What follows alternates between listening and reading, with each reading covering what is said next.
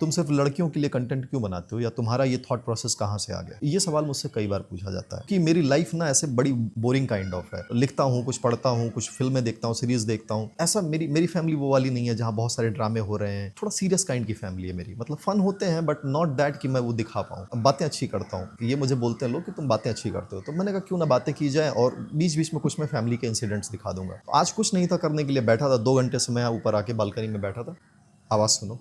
यहाँ बैठने का मज़ा यही है, पता है तुम, चिड़ियों की आवाज़, ये सारी आवाज़ें अभी भी सुनने को मिलती है। मैं शहर में हूँ, उसके बाद भी सुनने को मिलती है। I feel so good. तो ये सवाल कई बार आता है ना। एक छोटा सा किस्सा है, सुनाऊंगा। बचपन में हम लोग जब क्लास 5-6 में स्कूल जाते थे, मैं था और मेरा भाई, वो मुझसे 1 साल छोटा है। हम दोनों साइकिल से जाते थे तकरीबन 6 किलोमीटर। स्कूल जाते समय ना बहुत सारे इंसिडेंट्स देखने को मिलते थे। एक्चुअली मैं बहुत इंट्रोवर्ट काइंड ऑफ, तो मैं सारी चीज़ें मुझे नोटिस होती थी, दिखती थी मुझे। एक बार ऐसे मैं स्कूल से लौट रहा था और एक झोपड़ी काइंड ऑफ थी, पंचर की दुकान थी। तो उसमें एक पति पत्नी रहते थे। पति जो था वो पंचर बनाता था, पत्नी घर का काम वगैरह करती थी, क्योंकि कभी उसको मैंने वैसा कुछ पंचर बनाते हुए या दुकान पे बैठे हुए नहीं देखा। वो पति जो है अपनी पत्नी को बेतहाशा पीट रहा था और वो चिल्ला रही थी। गांव में ना घर क्या दूर दूर होते हैं, कहीं खेत के पास कोई रोड पे बना लिया, तो वैसा था। वहां आसपास घर नहीं थे, तो कोई बचाने वाला भी नहीं था या कोई गया भी नहीं। तो मैं रुक गया, ऐसे ही मैं छोटा सा था, ऐसे रुक गया। मैंने कहा आप मार क्यों रहे हैं उनको? बोला तुमसे क्या मतलब है, तुम जाओ। हमने कहा नहीं, मार क्यों रहे, वो चिल्ला रही हो, आप मारे जा रहे हैं। तो हालांकि वो जो वाइफ थी उन्होंने भी बोला कि तुम जाओ,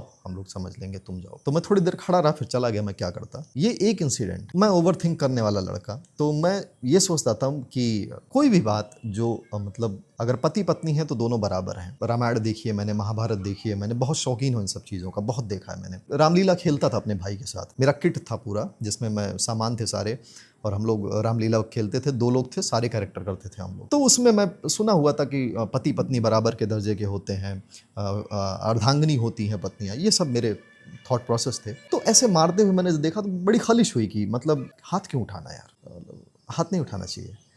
तो वो मतलब ऐसे बहुत सारे इंसिडेंट्स थे। मेरे घर पे गांव में एक दुकान थी, तो वहाँ भी मैं बहुत ऑब्जर्व करता था कि किस तरह की मतलब डबल स्टैंडर्ड्स हैं, और किस तरह से एक नीचे है एक ऊपर है, कैसे लोग ट्रीट कर रहे हैं, किस तरह की बातें कर रहे हैं लड़कियों के लिए, क्या क्या वो बोल रहे हैं, उनका माइंडसेट क्या है, ये सब मुझे दिखता था। मैं किसी से शेयर नहीं करता था, लेकिन मुझे अपने में बड़ा वो लगता था। इसके जवाब कहीं से मुझे मिलते नहीं थे, तो सब सवाल मेरे अंदर इकट्ठा होते रहते थे और मैं खुद से इनके जवाब ढूंढ लेता था। मुझे किसी ने सिखाया नहीं कि तुमको ये करना है। मेरे पेरेंट्स जो हैं वो ये रहे हैं कि मोरालिटी, एक अच्छा रास्ता, तुम्हें एक अच्छा इंसान बनना है, ये उन्होंने मुझे हमेशा से सिखाया है। बाकी मैंने ये देख के सीखा कि मुझे क्या नहीं करना है। ये एग्जाम्पल्स मेरे सामने बहुत थे कि मुझे जो भी दिखा, मुझे फील हुआ कि ये गलत हो रहा है, और मैंने डिसाइड किया अपने जीवन में कि मुझे ये नहीं करना है। तो ऐसे देखते देखते सीखते सीखते इतनी कहानियां हैं मेरे जीवन में। अभी मैं रिसेंटली एक दोस्त की शादी में गया हुआ था गोरखपुर, कि पत्नी थी, वो चिल्लाते हुए जा रही थी कि भैया बचाओ बचाओ, नहीं तो आज जान से ना मार दे। मतलब रोज मारता है कोई किसी को,